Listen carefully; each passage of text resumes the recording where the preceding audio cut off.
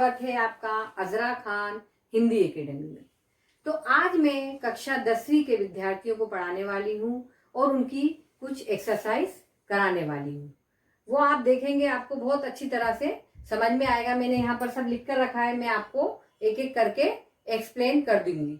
ठीक है, तो अब सबसे पहले लेसन 1 है, पार्ट 1 है कक्षा 10वीं का, भारत महिमा। आप सब अपनी अपनी बुक में देखेंगे, पहला लेसन है अपना भारत महिमा। उसमें एक एक्सरसाइज है जोड़ी मिलाइए, बुक में है अपनी किताब में। तो वहां पर लिखा हुआ है संचय, सत्य, अतिथि, रत्न, वचन, दान, हृदय, तेज और देव। और इसी प्रकार से बुक में दिया हुआ है सब कुछ।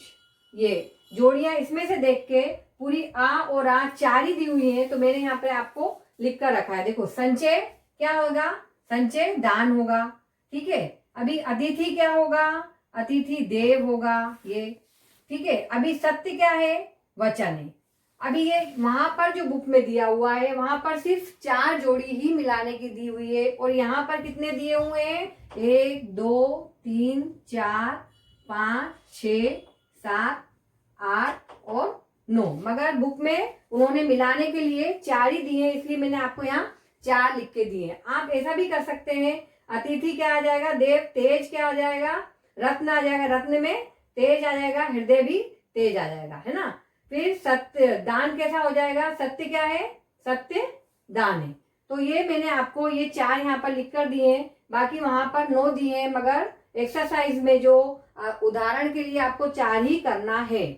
अभी एक्सरसाइज दूसरी है, वहां पर जो अपन देखेंगे, कविता में प्रयुक्त 2 धातुओं के नाम लिखो। जब अपन ने कविता पढ़ी तो उसमें कुछ धातुओं के नाम आए थे, अगर ध्यान दिया होगा आप लोगों ने कविता में, तो लोहा और हीरा, है ना। हीरा को स्वर्ण भी बोलते हैं। तो हमेशा जब अपन आकलन कृति करते हैं या कृति करते हैं तो हमेशा ये बॉक्स बनाना जरूरी है, नहीं तो आपको 0 मार्क्स मिलते हैं। हमेशा याद रखें, उत्तर को हमेशा बॉक्स में लिखना है आकलन कृति के।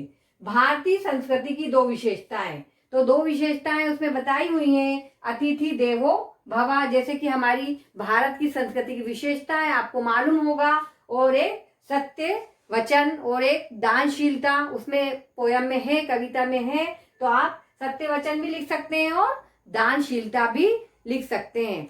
आप 10वीं की बुक देखेंगे तो उसमें ये एक्सरसाइज है, आपको ये इतना दिया हुआ है, ये मैंने आपको करके यहाँ पर बताया है। यहाँ भी ऐसा दिया हुआ है, ये मैंने आंसर आपको उत्तर दिए हैं यहाँ पर। ठीक है, अभी मैं ये 10वीं की बुक में देखो इस तरीके से आए हैं कविता में। तो एक ये भी आ सकता है, अपन देखेंगे कविता में प्रयुक्त 2 देशों के नाम, है ना। तो क्या लिखोगे आप? चीन और सिंहल, है ना। तो कविता अपन जब पढ़े हैं तो अपन को वो मालूम होगा कि 2 देश कौन कौन से आए हैं। तो आप बॉक्स में बनाना है, बस आपको ऐसा बॉक्स बनाना पड़ेगा आपको, चीन और सिंहल। मगर बॉक्स बनाना बहुत जरूरी है आकलन कृति में। मैं बार बार आपको समझा रही हूँ, इसलिए क्योंकि बहुत से बच्चे हैं जो आलसी के कारण कि बॉक्स के क्या होता है, बॉक्स से बहुत कुछ होता है, 0 मार्क्स मिल जाते हैं। तो हमेशा याद रखो कि बॉक्स को बनाना जरूरी है। एक्सरसाइज है, निम्नलिखित मुद्दों के आधार पर पद्य विशेषण कीजिए। ठीक है, अब अपन ने कविता पढ़ी है, ये देखो दूसरी एक्सरसाइज है। तो उसमें पहला लिखा हुआ है, ब्लैक से ज्यादा अच्छा दिखता है इसलिए ब्लैक पेन यूज करूंगी। रचनाकार का नाम, है ना। रचनाकार का नाम क्या है यहाँ? जयशंकर प्रसाद। क्वेश्चन आपको उसमें मिल जाएंगे, आंसर मैं यहाँ लिख के दे रही हूँ। रचना का प्रकार, रचना का क्या प्रकार है? ये कविता है। भारत महिमा क्या है? ये कविता है और छायावादी कविता। कौन सी है?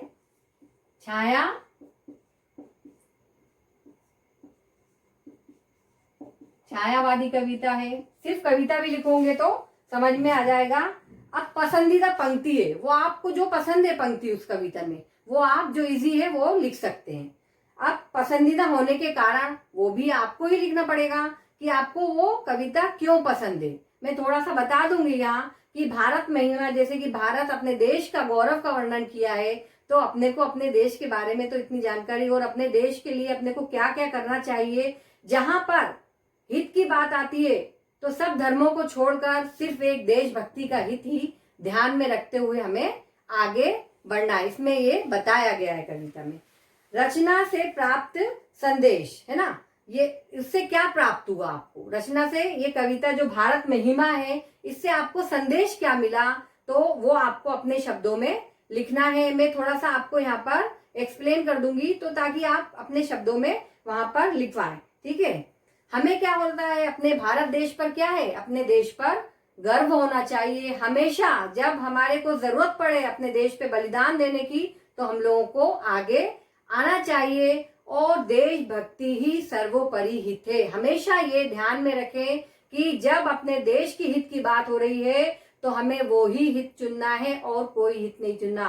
तो ये जो भारत महिमा इसमें बताया, रचना से क्या संदेश प्राप्त हुआ, तो आप ये लिखेंगे तो आपको बहुत ही अच्छे नंबर मिलने वाले हैं। अब अगर अपने को आवश्यकता पड़ी अपने देश के लिए बलिदान देने के लिए, तो क्या अपने को पीछे हटना चाहिए? नहीं, हमारा देश इतनी मुश्किल से स्वतंत्र हुआ है और हमें इसके बलिदान की आवश्यकता जब पड़ी तो अपन खुशनसीब हैं कि अपने को देने को मिल रहा है। तो अपने को अपने देश के लिए हमेशा तैयार लेना चाहिए। ये आप लिख सकते हैं अपने भारत देश के लिए।